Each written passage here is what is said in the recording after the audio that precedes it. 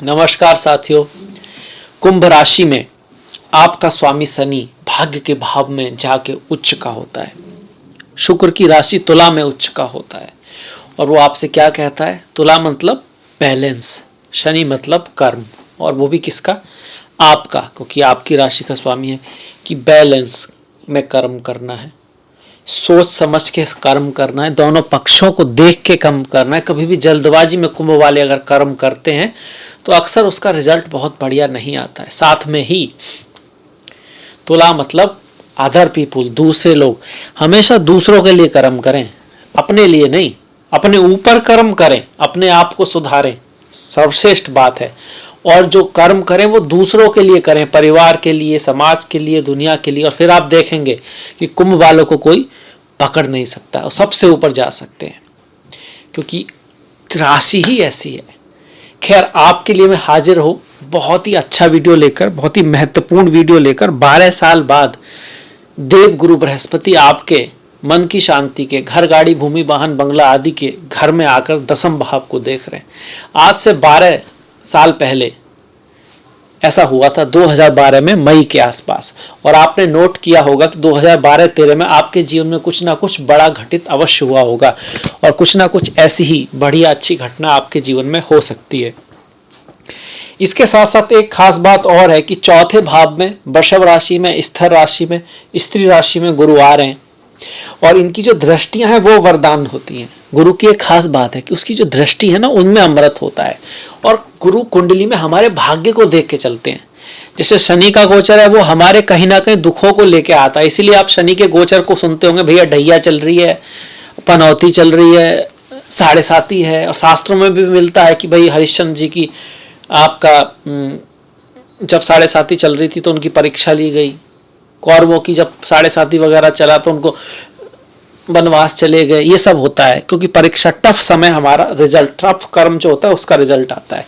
ऐसे गुरु का गोचर हमारी ब्लेसिंग्स को दिखाता है, हमारे पूर्व पुण्य को दिखाता है, और तो और हमारे पितरों के, हमारे पूर्वजों के पुण्यों के प्रताप से जो हमें सुख मिलता है वो गुरु की 9वीं दृष्टि, और हमारे खुद के पुण्यों की वजह से जो हमें रिजल्ट मिलता है वो गुरु की 5वीं दृष्टि दिखाती है।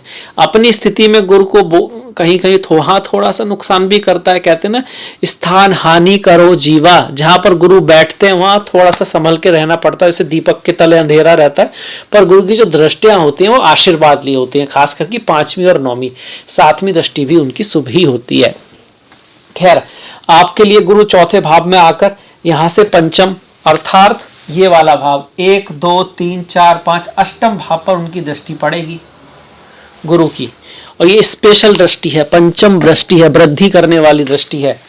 ये पंचम दृष्टि महत्वपूर्ण दृष्टि होगी आपकी। इसके बाद 9वीं दृष्टि जो पड़ेगी वो 12वें भाव पर पड़ेगी। ये भी स्पेशल दृष्टि है आपकी, और ये आम दृष्टि है, इसको कहते हैं 7वीं दृष्टि, 7th एस्पेक्ट। हर ग्रह का होता है, पर इस बार इसमें क्या खास है? खास यही है कि यहाँ पर शनि की भी दृष्टि पड़ रही है, जो आपके कुंडली के सम्राट हैं, शहंशाह हैं, कुंभ राशि के स्वामी हैं, तो उनके कुंडली के सबसे महत्वपूर्ण ग्रह हुए। तो यहाँ पर सबसे महत्वपूर्ण ग्रह की और गुरु की दृष्टि पड़ रही है, इसलिए से ये 3 एरिया आपके बहुत ज़्यादा महत्वपूर्ण हो गए। खास में इस एरिया में थोड़ा ख्याल भी रखना है, क्योंकि यहाँ पर दीपक जला हुआ है, गुरु बैठे हुए हैं, और चौथे भाव में गुरु को बहुत बेस्ट नहीं मानते, पर अच्छा है, ठीक है, खराब भी नहीं। यहाँ पे उनको दिग्बाला मिलती है। अब आ जाते हैं रिजल्ट के ऊपर। देखिए, गुरु कौन है? गुरु महर्षि अंगिरा और माता स्वरूपा उनकी हैं, माता हैं, उनके पुत्र हैं। अंगिरा जो ऋषि हैं वो ज्ञान को दिखाते हैं, अग्नि को दिखाते हैं, विजडम को दिखाते हैं, धर्म को दिखाते हैं। सबसे पहले याद रखना है कि इन चीजों पर चलना होगा, तभी रिजल्ट अच्छा आएगा। किस पर? ज्ञान पर, धर्म पर, शास्त्रों के अनुसार जो बातें बताई गई हैं, पुण्य आपने अगर किए हैं, और आशीर्वाद आपका आपके ऊपर है। आपके आसपास वाले लोग, आपके पति पत्नी, आपके माता पिता, आपके भाई बहन आपको एक अच्छा व्यक्ति समझते हैं। भले ही वो आपसे विमुख हैं या नहीं है, भले ही आपका उनसे मनभेद है, विचार भेद है, पर वो जानते हैं कि व्यक्ति अच्छा है।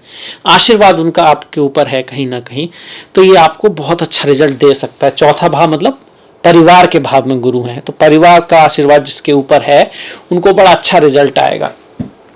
परिवार के साथ बना के रखना भी यहाँ पर है। जमीन से संबंधित कोई बड़ा इवेंट ये दे सकता है गुरु। अब दृष्टियों की बात करें तो अष्टम भाव पर केतु है, आयु का ख्याल रखना है। आयु का ख्याल रखना है। स्पिरिचुअलिटी, अध्यात्म, अकल्ट, एस्ट्रोलॉजी, ज्योतिष, समाधि, रिसर्च, गूढ़ बातें, ये भाव गूढ़ बातों का है। ऐसी बातें जिनको हम छुपा के करना चाहते हैं, जैसे कि कोई संबंध है, सेक्स है, जमीन में गड़ा हुआ धन है, कुछ ऐसी चीजें में भी आपका मन ले जा सकता है। इस लिहाज से इसको बहुत बेस्ट नहीं मानते, पर यही जो भाव है ये आपको आध्यात्मिक यात्रा की तरफ, आत्म मंथन की तरफ भी ले जाता है, अष्टम भाव। तो उस नजरिए से इसको अच्छा माना गया, क्योंकि मोक्ष त्रिकोण है ये, 4, 8, 12, वहां पर गुरु आए हुए हैं। तो स्पिरिचुअलिटी, अध्यात्म, खुद को जानना, खुद पे काम करने के लिए ये आपको अच्छा रिजल्ट देगा। अब तक केतु यहां पर थे, अब गुरु की दृष्टि आ गई है। जैसे कि गणेश जी के ऊपर सर लग गया हो, जैसे कि कहीं पे बहुत कुछ छिपाता हुआ हो अष्टम भाव में, जिसको बोलते हैं गड्ढा, पर वहां पे कहीं से कोई ज्ञान की रोशनी डाल दे तो एक रास्ता मिल जाए। ऐसी बात यहाँ पे हो रही है, अच्छी बात हो रही है आपके लिए केतु का। अब ये रिश्तों में भी मदद करेगा आपकी। आपके ससुराल में कुछ उतार चढ़ाव चल रहा था, आपके ससुराल वालों से आपकी कुछ लेन देन हो रही थी, कुछ जमीन जायदाद का इनहेरिटेंस पे कुछ झगड़ा वगैरह चल रहा था, उसमें गुरु की शुभता आपको कब से आएगी? मई से आएगी, 1 मई 2024 से, और 14 मई 2025 तक आपका ये योग बना हुआ है। इसमें भी सितंबर, नवंबर, जनवरी में कुछ अच्छा फेम का मिलना, नाम का मिलना, ये किसी हद तक तय है, कुछ ना कुछ अच्छा जरूर होगा। अब दसम भाव की दृष्टि से पहले, ये तो पंचम की दृष्टि होगी जो वृद्धि कराएगी आपकी, है ना। अब नवम दृष्टि आपके 12वें भाव पर है। देखिए, ये ज्ञान की दृष्टि है, ये धर्म की दृष्टि है, ये ट्रैवल की भी दृष्टि है। तो आपको विदेश यात्रा हो सकती है, आप बाहर जा सकते हो, कुछ खर्चा वर्चा हो सकता है, हायर एजुकेशन वगैरह के लिए, आप कुछ ज्ञान लेने के लिए, कुछ डिग्री वगैरह लेने के लिए बाहर विदेश जाने की सोच रहे हो तो बहुत अच्छा है। काम के क्षेत्र में भी अगर आपका चांस है जाने का, आप चाहते हो तो बढ़िया बात है। अल्टीमेटली यहाँ पर थोड़ा ध्यान जरूर रखना है, 12वें भाव पर है तो खर्चा एक्स्ट्रा कर सकते हैं आप, थोड़ा सोच समझ के करें। दूसरी बात, कहीं खर्चा करें दान पर, धर्म पर, अपने ऊपर कुछ अच्छा स्पिरिचुअलिटी, अध्यात्म, ज्ञान, नॉलेज सीखते रहें कुछ ना कुछ इस गोचर में, तो ये गोचर आपको बेटर रिजल्ट देगा। सिर्फ कमाने के बारे में ना सोचें, अपने आप को योग्य बनाने पे काम करें, तो ये गोचर आपको 100% बेटर रिजल्ट देगा। अब जो लास्ट दृष्टि जो दसम भाव पर है, जहां पर शनि की भी दृष्टि पड़ रही है, आप काफी हद तक मेहनत करोगे, एफर्ट करोगे, और आपका जो कर्म क्षेत्र है वहां कोई बहुत आमूल चूल परिवर्तन, कुछ बड़ा परिवर्तन आने की संभावना यहाँ पर बनती है नवंबर के महीने के बाद में। ये यहाँ पे दिखता है, क्योंकि सूर्य यहाँ पर होंगे नवंबर में। और इसके साथ साथ अगर जहाँ गुरु बैठे हैं या जहाँ गुरु की दृष्टि आ रही है, वहां पर आपके कुछ ग्रह हैं, आपका वृषभ में, कन्या में या मकर राशि में अगर शुक्र बैठा है तो धन की वृद्धि होगी। शनि बैठे तो कार्य में कोई बड़ा परिवर्तन आएगा। केतु बैठे हैं तो आप स्पिरिचुअलिटी, अध्यात्म की तरफ जा सकते हो। बुध बैठे हैं तो व्यापार और वाणी से संबंधित, एजुकेशन से संबंधित आप कुछ बहुत बढ़िया कर सकते हो। इस तरह की पॉसिबिलिटी यहाँ पर बन रही है। अगर मार्स बैठे हैं तो थोड़ा सा बच के रहना है, तो थोड़ा लड़ाई झगड़े का चांस भी बनता है। ये तो हो कि दृष्टियां। अब इस गुरु में राहु की एनर्जी है, तो कहीं ना कहीं डिससेटिस्फैक्शन। और जो गुरु है ना, वैसे तो हम अक्सर यही मानते हैं भैया 11वें भाव का स्वामी है और द्वितीय भाव का स्वामी तो धन देगा, पैसा देगा, वो तो देगा, पर 11वें भाव में एक कमी होती है कि ये लोभ भी देता है, डिससेटिस्फैक्शन भी देता है। कार्य कितना ही क्यों ना बढ़ जाए, व्यक्ति डिससेटिस्फाइड रह सकता है। धन कितना ही क्यों ना मिल जाए, उसको कमी ही लगी रहेगी।